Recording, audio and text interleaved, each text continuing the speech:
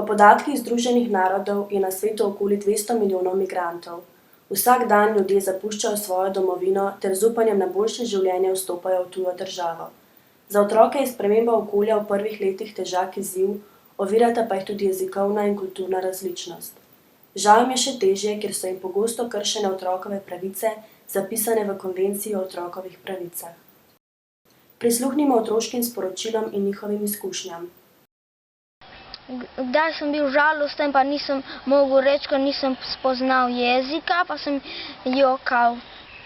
Zame bom delila eno neprijetno izkušnjo, ki se mi je zgodila, ko sem šla v Incešper. Namreč nek starejši gospod je odprl okno od avta in mi povedal, da se maškar ženimo.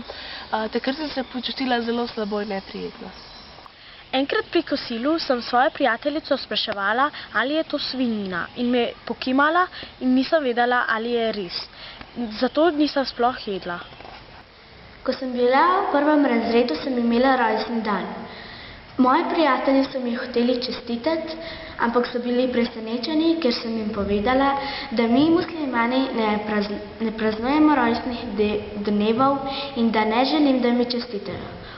Enkrat mi je učiteljica pokazala na stol in mi je povedala, da je to stol. In sem ponavljala stol. In parkrat, ko smo to ponavljali, je kar naenkrat rekla, oziroma pokazala na stolu in mi je vprašala, kaj je to. In mi je bilo čudno, a ni bilo prej le stol. In zdaj kar naenkrat je bilo to, kaj je to. Drugi ljudi, ki dođu v drugu državu, v bistvu voli da su dobri do njega.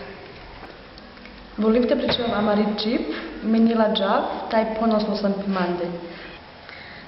Rada bi vam povedala, da smo vsi človeki enakopravni in jaz, ko sem iz druge države, sem tudi človek, sem punca in smo vsi enaki. Spodbujajmo strpnost, večkulturnost, spoštovanje in uresničevanje otrokovih pravic. Pomagajmo jim olajšati pot v novo življenje ter spoštujmo njihovo dragoceno drugačnost.